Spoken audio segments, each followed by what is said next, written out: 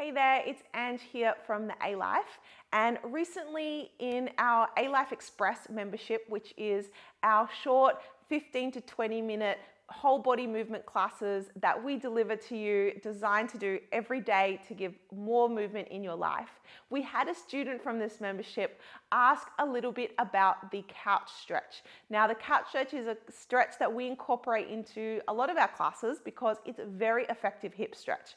Not only does it affect our deep hips muscles, it also works on opening up the front of our thigh, especially our quads, and allows us to really take pressure off the lower back, take pressure off the hip capsule. So it's one that we love to share with our students. But there are many ways and many variations to do it. So if you find the first variation way too hard, I'm going to share with you today other ways you can do it. And by doing it really consistently, I can't tell you how effective this stretch is and how easily it is to improve. So let's go through the first version of the couch stretch. You need a wall or a couch, as well as perhaps something to go underneath your knee in case your surface of your ground is too hard.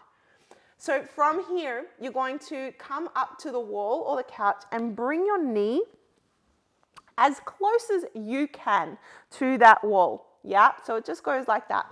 I've got my left knee up against the wall, and then I lean off to the left and I bring my right foot up. Now, if you have, a block or a chair, you can use that to push off, and we come up. Let's go like that. We come up so that our body is upright. Now, getting the body upright can often be the hardest part for many people. So the first part is just to get the body in alignment. Hips are square forward. My ribs are relaxed. I'm not kind of overarching here. Ribs are relaxed. Shoulders are relaxed here. Now, what we want to work on is tucking the tailbone under. So getting into a posterior pelvic tilt, which means we pull up through the front, we squeeze our bottom at the back. Yeah, so it's like this tuck under.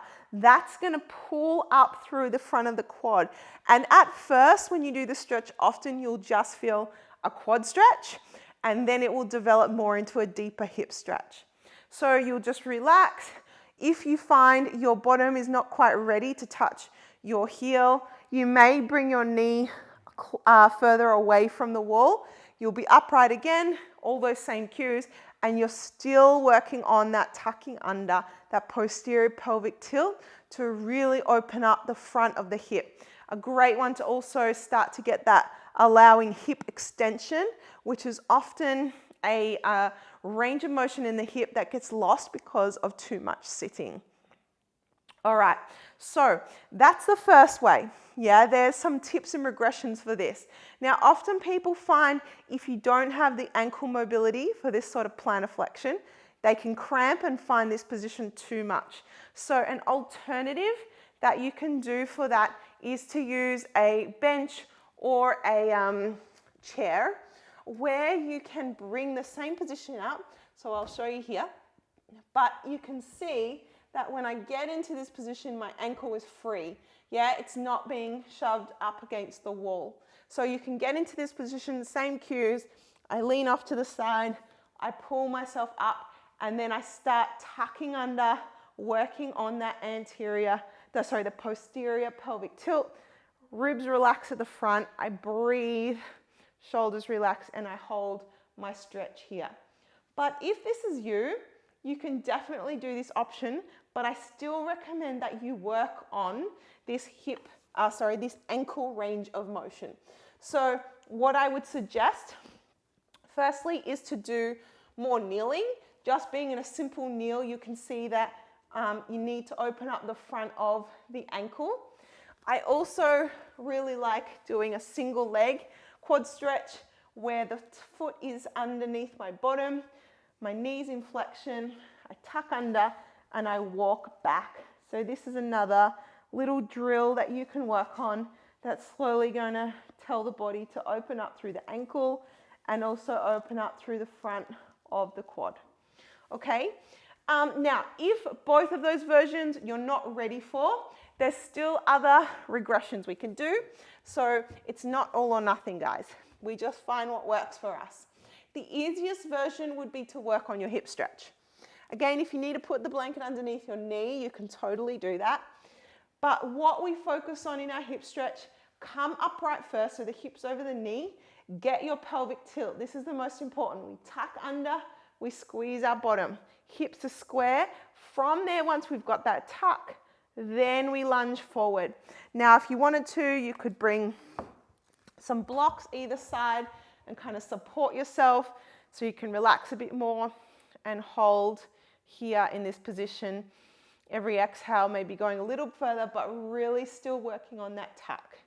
The next step from this easiest version here would just be to start to gently flex the knee. And you can do that by piling up cushions. You can pile up a foam roller or a block, and you'll just bring the foot on top, knee down, just like before. Same position, tuck under and come forward. You might even find lifting that arm, keeping the ribs down, will open up even more through here. Now, what I recommend to progress, no matter which variation you're at, is to spend 1 minute at a time on each side and do that twice through. So that's 2 minutes in total each side. Generally, you'll find your second round, things open up, your nervous system starts to adapt thanks to your breathing, and you'll find you'll get a little bit further in your second round. You want to do this pretty often. You could do it daily if you wanted to. You could do it a few times a week, but if you are doing it consistently, you will find you'll be able to progress to that full version really quickly. I find it's a very effective stretch. So if you especially want to work on your hips, give this stretch a go. Let me know below how this was for you. If you found value in it, we'd love to hear from you, and we'll see you soon.